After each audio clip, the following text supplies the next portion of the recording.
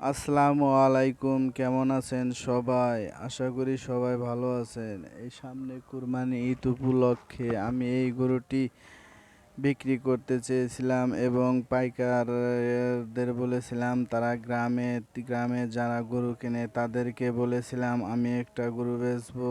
সে গরুটি দেখার জন্য গ্রামের পাইকাররা আমাদের বাড়িতে আসে এবং এই গরুটি দেখে তারা ১,২০,০০০ টাকা দাম বলে এবং আমি বলেছিলাম ১,৭০,০০০ টাকা দিতে এবং তার পরবর্তীতে তারা ১,২৫,০০০ বলে এক পাইকার চলে গিয়েছে।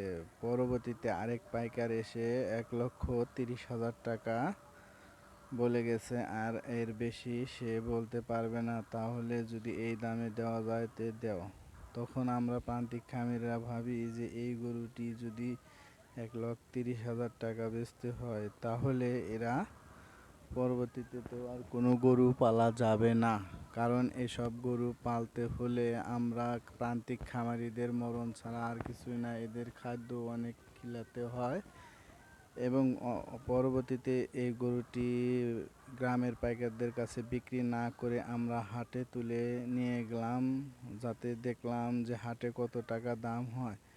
তা হাটের ভিতরে নিয়ে যাওয়ার পরে ৩০,০০০ থেকে ৩৫,০০০ টাকা দাম বলেছে। পরবর্তীতে ৪০,০০০ টাকায় আমরা এই গরুটি বিক্রি করতে সক্ষম হই এবং আশা করি গরু প্রান্তিক খামারিরা পালার সাথে সাথে যেন বিক্রি করে না দেয় গ্রামের পাইকারদের কাছে। হাটে নিলে অনেক বেশি টাকা দামে বিক্রি করা যায় ইনশাআল্লাহ।